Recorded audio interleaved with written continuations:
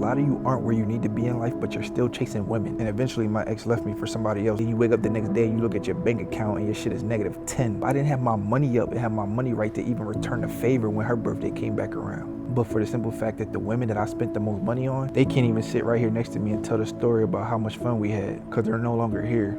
What up, fellas? Today I kind of wanted to talk to you guys about some of the lessons that I've learned throughout my lifetime. Throughout my life, I've dated many women, and through each situation that ended, I've learned lessons. First thing first, fellas, you got to prioritize yourself. A lot of times when we get into relationships, sometimes we put our women on such a high pedestal that we forget about our own priorities. Statistically proven, men who prioritize fitness, career, and purpose report higher relationship satisfaction and attractive ratings from their partner. So that means the men who focus on their fitness, who stay on top of their career and stays on top of their purpose, automatically appear more attractive to their partner. Let's put it in perspective, fellas. The same way we want a woman, right, who is on her shit, who takes care of herself, who's in the gym, who's not in need of anything. Why would you think women don't want the same thing? Like, honestly, ask yourself. Take a couple seconds and ask yourself, if you could build your dream woman, right, inside and out, not just physically, but we're talking about internally as well. For a man who's not focused on his career and trying to level up, what makes you think that your dream woman will want you? If you're broke, what makes you think your dream woman will want you? Why do you think you could be a fat, lazy fuck and attract the woman that you want? Why do you think you can sit on the couch, eat chips, drink soda, play 2K, and watch Netflix all day and get the dream woman that you want? There's niggas in the league right now that's averaging 30 points. And that's because they spent the entire summer every day working on themselves, working on their handle, working on them jump shots, doing drills, sharpening their sword. When the time comes of who's going to take the game-winning shot, we know who's the most qualified. I'm going to be direct, fellas, and I'm going to cut straight to the chase. Women want and are more attractive to men who have something going on in their life. No woman wants a man who's lazy, undisciplined, and unmotivated. So, fellas, what's your purpose? And you'll be surprised on how many men don't know what their purpose is. And if they do, ask them, are they on their purpose? So not only do men not know their purpose, but the men who do know their purpose, they're not focused on their purpose. What are you doing on a daily basis that separates you from the crowd? Let's keep it a buck, fellas. Social media has given women way more options than they've ever had in history. With social media, women are more accessible than ever before. Let's just use Drake as an example. Drake can be on Instagram, see a girl's page, literally click message on her page, send her whatever message you want, and she's going to read it. We're no longer in a world where you have to earn your spot to be in a certain room. We have women, respectfully, that are 5s and 6s that are getting DMs from high caliber men. I had a shorty I was talking to one time. We was talking for a little minute, probably like a couple months. I'm thinking everything good. I'm proud to have her. I felt like she was proud to have me. We weren't really having any issues. I'm thinking shit sweet. Till one night I went through her Instagram DMs and she's talking to every D1 athlete and NFL rookie that fell into her DM. She's entertaining it, having back and forth conversation while me and her were talking. That's how easy this shit is. Bro, fellas, it was one time I was sitting in a restaurant, me and my ex, chilling, having a good time, you know, the regular, eating, drinking, smoking hookah, talking. The conversation was of such importance. You know, we making eye contact during the conversation. In the middle of my sentence, I noticed her break eye contact. She looked at somebody. I see a guy walk past, and as he's walking past, she yells his name to get his attention. When she finally gets his attention, which he probably seen her the whole time, but just respected the fact that she was sitting at the table with other men, that he didn't want to be disrespectful. But when she yelled his name and she finally got his attention, she stood up out her seat in the middle of our conversation, me mid-sentence, stands up out her seat and gave him a hug as if I wasn't sitting there. I'm gonna give you another reason why you should put yourself first, fellas. When you make women the center of your attention, your attraction drop. I know a lot of you guys think I'm just saying this based off my experience, but let me tell you guys a statistically proven fact. 80 to 90% of men abandon their long-term goals within the first 5 months of their relationship. Before I jumped in a relationship, before I had a girl, I was in the gym every day. I was reading every day. I was doing hobbies that I loved. I was going to the gym, playing basketball. I was doing whatever I wanted to do when I wanted to do it because that's what fulfilled me. I worked hard to have the freedom to do whatever I want, whenever I wanted. But then when I got in a relationship, the drive that I had and the love that I had for my hobbies fell to the wayside. And to be honest, fellas, I prioritized my girl over my purpose and my passions. And the tricky, scary part is, even though you may not see it that way, that's exactly what you're doing.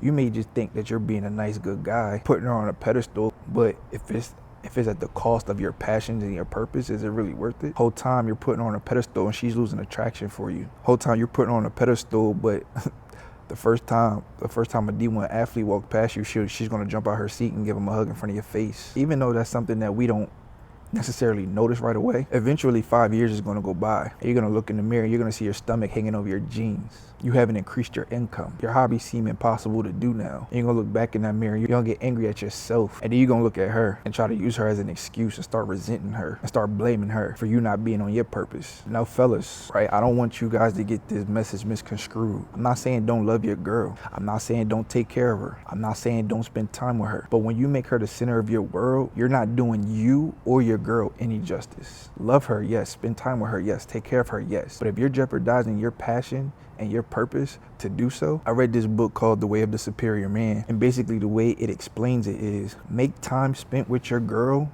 time that you actually want to spend with your girl. It should be like when you spend time with her, at that moment you wouldn't rather be anywhere or be doing anything else but spending time with her. At any point that you're chilling with your girl and you'll rather be doing anything else, whether it's your hobby, perfecting your craft, building a business, she'll feel you disconnected. And once she feels that you're disconnected, both of you are going to be dissatisfied. And what you guys don't know is, like, women can sense that from a mile away. If you're chilling with your girl and you'll rather be doing something else, she'll know. Because honestly, she'll probably rather you be working on yourself as well. But when you choose her over your purpose, not only do you seem weak, but she'll start to lose respect for you. I remember when I was dating chicks and I'd be out with them all night, doing whatever they wanted to do, doing shit I had no business doing, being places I had no business being. I can't even tell you how many times I had to take hour drives, pay tolls to get to a chick house. There was a point where I realized that when I was doing that shit, and in the moment it felt good, but then when I left, I regretted it.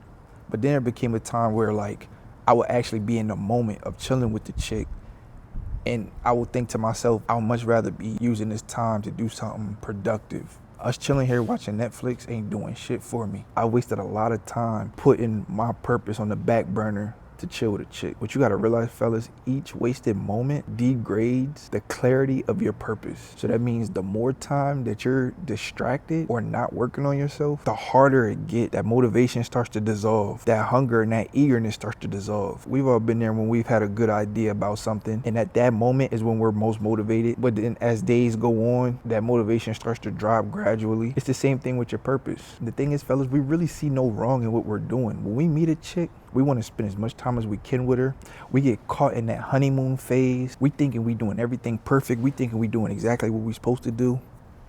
But what you got to realize, fellas, if you don't focus on your purpose and improving yourself, you're cheating her out of your full potential anyway. Like, think about what you can offer her now, and then think about what you can offer her if you actually focused on yourself, got to a point where you're living in abundance, and what you can offer her then. Because to be honest, fellas, if you're not on your purpose anyway, and you're not your full self, and you can't give her the things that she wants, the relationship won't last anyway, and she's gonna go to the next guy who can. If I don't remember any quote for the rest of my life, I wish I heard this quote when I was young. I've seen a man lose money chasing women, but I've never seen a man lose women chasing money. Let's be direct, fellas. The women want the top guy. The women want the top dog. Instead of spending your time chasing women, spend your time becoming that. So this is gonna get me to my next point, fellas. Point 2. Women will always choose the best option. So if you aren't that top dog, she's gonna find the top dog, and her attention is gonna go to the top dog. Women naturally pick the best option available to them. Let's put things in perspective.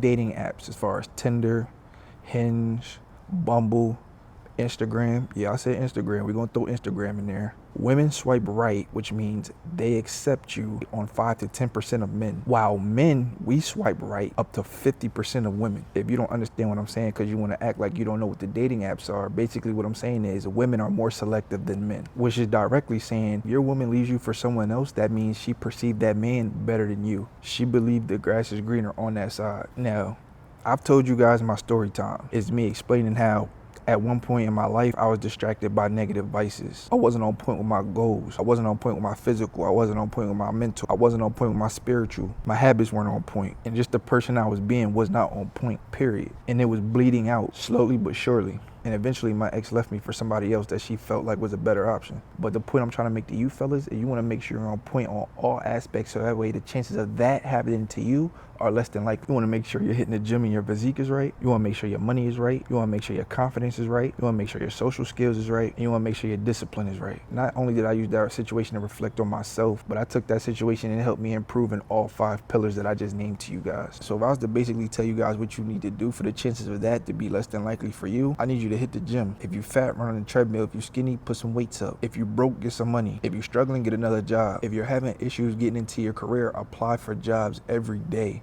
so you can land that job position, so you can increase your income. Improve your confidence. My last video, I just explained to you guys, you gotta jump in that fire. You gotta put yourself in positions where your confidence is tested and overcome those. And the more you overcome those tests, the more confident you'll be. Whatever situation makes you feel uncomfortable, the more you do that, the more confident you'll build. Fellas, I wasn't always just comfortable propping up a camera and talking in front of a camera. I'm in the middle of my apartment building right now. See, all my neighbors can literally look over their balcony and see me with a camera in front of my face, just talking. But the thing is, fellas, I've sat down and I've talked in front of this camera so much that right now I'm in a zone that I really don't care. That's how confident I am. Improve your social skills, whether it's networking, meeting new people. And if you're going to the gym like you're supposed to be doing, you can work on your social skills there. And most importantly, improve your discipline. See, me, when I say I wasn't on top of my discipline, I wasn't able to control my urges. So that's why I speak a lot about FOMO. I wasn't disciplined with my fear of missing out. I wasn't disciplined with my alcohol intake. I wasn't disciplined with entertaining other women. Fellas, if you take what I'm telling you now and you're on top of your game on all 5 pillars, you're gonna be a beast. Last but not least, my third point, women cost money. Let's be real, fellas. We don't want a broke chick, so what makes you think a chick want a broke dude? When I was dating these chicks, fellas, especially when I lived in Atlanta, every date was at least $400 to $500. From the parking, from the hookah, from the drink, from the food, from the transportation. All that shit added up. So imagine you sitting here spending $400 a night on a chick and you trying to date 3 chicks, bro. It's not gonna work. Dating just isn't an emotional investment. It's a financial investment as well. Trust me, fellas, I've seen niggas go broke trying to impress women. And it's almost the scariest thing, because when you splurging on a girl that you actually like or that you're trying to get to know, you feel like the man. Then you wake up the next day and you look at your bank account and your shit is -10. I've been there, fellas. I told y'all the story when I was a college student, living with my mom, barely no money. And I'm sitting here trying to get gifts and Valentine's Day gifts for my girls. And I go to swipe my card at Walmart and it declined because my bank account's at -10. I've been through those struggles. I remember I was working at a call center Monday through Friday, and when Friday came in, my homies would be outside. We'll be at the clubs, we'll be at the bar, talking to chicks, buying them shots, buying them drink, buying them food. And then Monday come around and you do it all over again. And then I wonder why I was stuck in the rat race. Then I get back to work on Monday sluggish, hungover, because I spent all my energy worrying about chicks all weekend instead of spending that time during the weekend to work on myself. So that way, instead of our dates being at a local bar, our dates can be out the country on a private island. I chose to use that time to work on myself and build myself, become the man I need to be. So now we can live the life that we want to live. Trust me, fellas, when I was in college and that Valentine's Day came, that hurt my pride. It hurt my pride that I couldn't get her the gifts that she wanted. Bro, that fucked me up. My girlfriend in high school, she used to give me the Kobe's, the Beats headphones, jewelry. I didn't have my money up and have my money right to even return the favor when her birthday came back around. And I know y'all think I'm just talking, so let me give you a statistical fact. The average American spends about $1,600 on dating. I've spent that in a month. Drinks, dinners, activities. But for right now, we'll just stick with the 1,600 number. But let's be honest, fellas. A good trip out the country and having a good time, that probably costs more than that. What I'm trying to say is, fellas, a lot of you aren't where you need to be in life, but you're still chasing women. For what? You can't even take care of them. You can't give them the things that they want and desire, and then get mad when they up and leave. Don't get mad at them. You want what you want, right? I remember the times where I wasn't where I needed to be in life, but I was worried about women. I would be sliding in 10 to 15 DMs, but I'm not sliding 10 or 15 job applications. Every day I'm on FaceTime with a chick for 3 hours, but I'm not spending 3 hours on my purpose. You spend all this time, energy, and money to get her. Take her on a couple of dates to keep her. You see your bank account getting low. Now y'all start going from 5-star restaurants to pizza spots, or you taking her to a steakhouse and you end up ordering sliders because you can't afford that expensive steak on the right-hand side of the menu. So she asking you, baby, what's going on? Oh, babe, I'm on a diet. I gotta watch my figure. I gotta watch what I'm eating right now. I'm fasting right now, babe. I can't eat that steak. No, it's not the fact you can't eat the steak, nigga. You can't afford the steak. But you're too embarrassed to tell her that you didn't focus on your fucking purpose and save your fucking money and stay on top of your fucking finances because you were too too busy trying to impress and splurge on her. And then the birthday comes around, fellas. Don't y'all want to be that guy to take his girl to her favorite restaurant, rent out the private room, invite all her friends, and cover the bill for everybody? Don't you want to be that guy? Fellas, you can't be that guy when you're sitting here bullshitting every day on Xbox smoking weed with your friends, not applying for that dream job position you want, not researching for that business you want to start, not invested in yourself. Fellas, I've been there, but the reason you need to put your purpose first over these women, not only for the simple fact that women cost money, but for the simple fact that the women that I spent the most money on, they can't even sit right here next to me and tell the story about how much fun we had, because they're no longer here. And if we want to go a little deeper, fellas, up to 40% of divorces are caused by financial problems. Take the time now to focus on your purpose and get yourself right. I'm gonna tell y'all what my cousin told me years ago.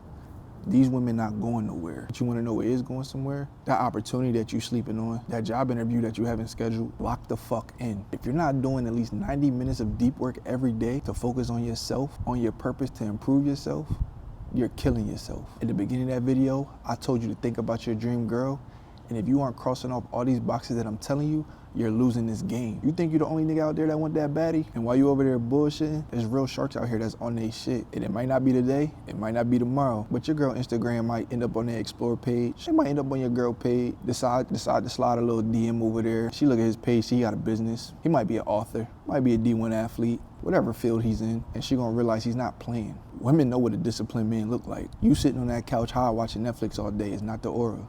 But before we even get to all that, fellas, stop putting women over your purpose. Lock in. It's time to perform, fellas. I learned younger, like, a woman could just up and dip.